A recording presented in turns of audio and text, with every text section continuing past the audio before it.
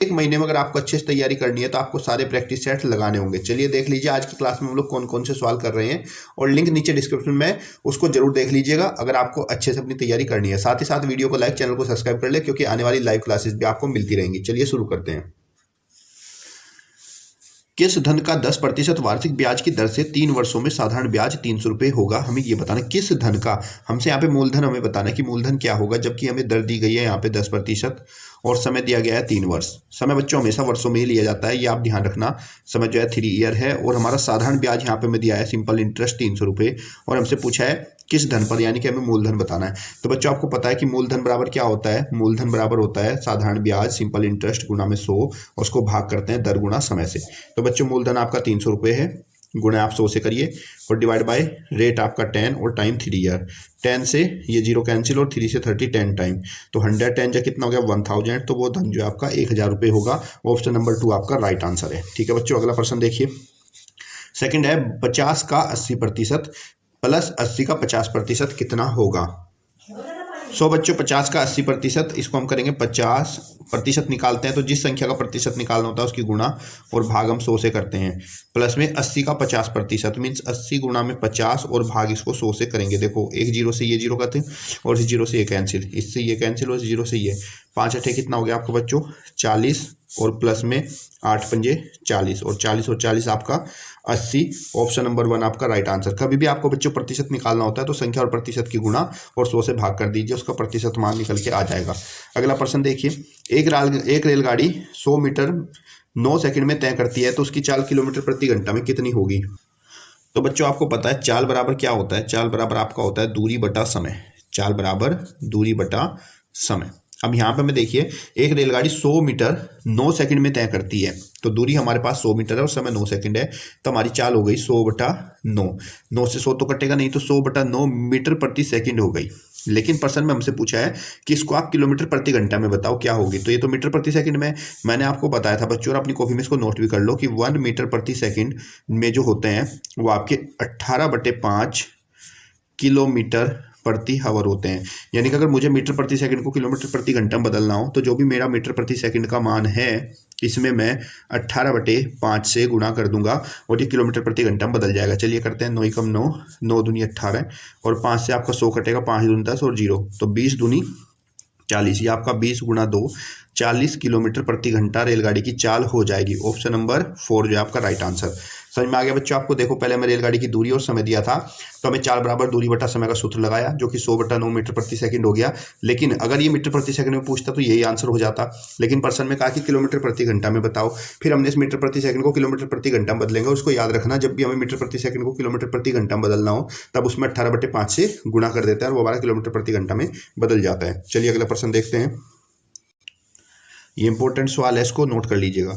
रवि कुछ टॉफियां 1 रुपए की 2 की दर से खरीदता है और उन्हें 1 की 5 की दर से बेच देता है, तो उसको कितना हानि प्रतिशत हुआ? देखो जो रवि खरीद के लाता है वो 1 रुपये की 2 टॉफी खरीदता है, ठीक है, ये वहां पे इसका कॉस्ट प्राइस है। और जब ये इसको बेचता है तब 1 रुपये की वो 5 टॉफी बेचता है। अब बच्चों यहाँ पे हमें देखना है कि इसको कितनी हानि हुई। तो देखो जब वो 5 टॉफी बेचता है तो उसको हानि कितनी होती है?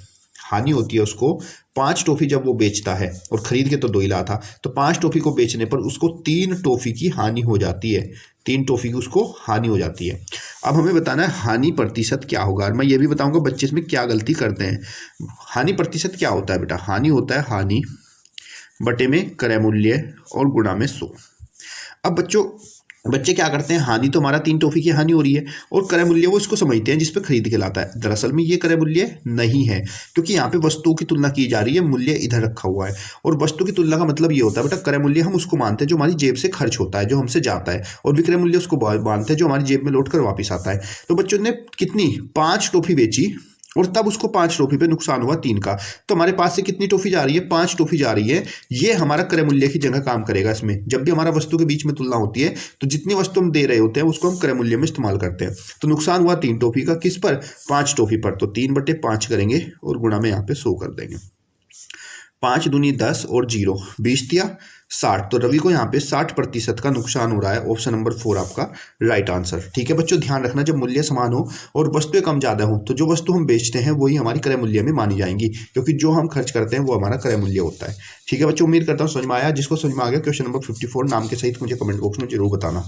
अगला प्रश्न देखिए, प्रश्न संख्या 55 है। ये तो आसान सवाल है, देखते हैं कितने बच्चे मेरे से पहले आंसर देखते हैं और मैं भी बताता हूँ आपको कैसे इसको सोल्व करेंगे। मनोज रोज रात्रि 9:30 बजे सो जाता है और सुबह 8:30 बजे उठता है, तो उसे सोने में कुल कितना समय लगा, हमें ये बताना है। देखो ये ना रात को 9:30 PM पर सोता है। ठीक है बच्चों, तो हम क्या करेंगे 9:30 से लेके और रात के 12 बजे तक का जो समय है उसके बीच में देख लेंगे कितना समय ये सो रहा है, और फिर रात के 12 बजे से अगले 8:30 बजे तक ये उठता है सोकर। तो यानी कि रात के 12 बजे से 8:30 तक तो आपके 8 घंटे 30 मिनट पूरे पूरे हो गए।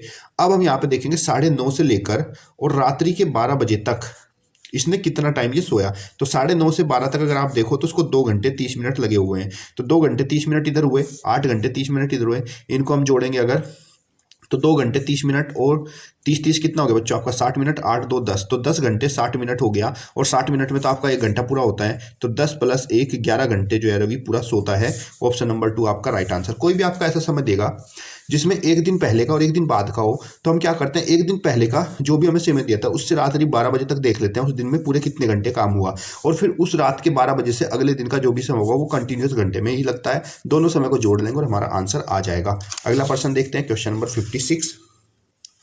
323 के अभाज्य गुणनखंड कितने होंगे, हमें ये बताना। तो उसके लिए हम क्या करेंगे बच्चों, 323 के अभाज्य गुणनखंड करते हैं पहले। कितने होते हैं, चलिए 17 से ये कट जाएगा, 17 कम 17, 17 निम्न 153 और 19 ही कम 19। तो बच्चों 323 के जब हमने अभाज्य गुणन किए तो 17 × 19 सिर्फ 2 ही अभाज्य गुणनखंड आए, क्योंकि ये दोनों अभाज्य संख्याएं होती हैं। तो ऑप्शन नंबर 3 आपका राइट आंसर होगा, किसके 2 अभाज्य गुणनखंड होते हैं।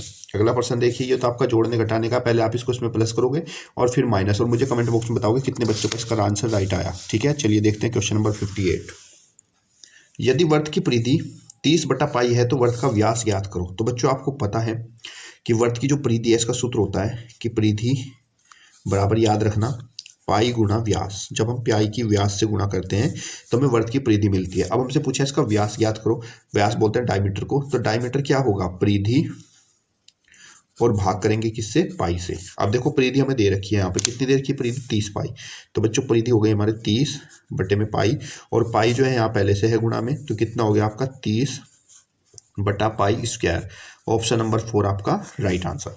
कभी भी हमें परिधि दी जाए, व्यास पूछे तो बस परिधि को पाई से भाग कर देंगे और हमारा व्यास यहाँ पर आ जाएगा। अगला प्रश्न देखिए, किसी वस्तु का विक्रय मूल्य क्रय मूल्य का 4/3 गुना है तो उसका लाभ प्रतिशत कितना होगा। वस्तु का विक्रय मूल्य क्रय मूल्य का 4/3 गुना। जब आपको ऐसा पूछा जाए कि वस्तु का विक्रय मूल्य क्रय मूल्य का इतना गुना है, तो जो हर वाला होता है ना, ये आपका क्रय मूल्य माना जाता है। तो हम मान लेंगे यहाँ पे जो क्रय मूल्य है, कॉस्ट प्राइस, वो 3 रुपये है, और जो सेलिंग प्राइस है, विक्रय मूल्य है, वो यहाँ पर 4 रुपये है। अब हमसे पूछा है कितना लाभ प्रतिशत, तो आपको पता है प्रॉफिट बराबर क्या होता है, selling price minus cost price. Selling price आपका 4 रुपीज़ है, कॉस्ट प्राइस 3 है, तो यहाँ पे 1 रुपीज़ का क्या हुआ, प्रॉफिट। पूछा गया प्रॉफिट परसेंटेज बताओ। Profit percentage, profit upon cost price into 100। Profit कितना है बच्चों, 1 रुपये का है, और कॉस्ट प्राइस हमने कितना 3 रुपये माना था, और इंटू में आपका 100 हो जाएगा। इसको सोल्व करेंगे तो 33 सही 1/3%। ऑप्शन नंबर 4 आपका राइट आंसर। अगला प्रश्न देखिए, 5 टन 9 क्विंटल में कितने क्विंटल होंगे। तो बच्चों ध्यान रखना, 1 टन में होते हैं, 1 टन में आपके 10 क्विंटल होते हैं। ठीक है, तो हमसे पूछा गया 5 टन 9 क्विंटल में, तो 1 टन में 10 क्विंटल होंगे, तो 5 टन में कितना हो जाएगा 50 क्विंटल, और प्लस में 9 क्विंटल पहले से हैं, तो 59 क्विंटल हो जाएंगे। ऑप्शन नंबर 1 आपका राइट आंसर। तो मुझे उम्मीद है बच्चों आपको प्रैक्टिस सेट 19 का पार्ट नंबर 2 अच्छे समझ में आ गया होगा।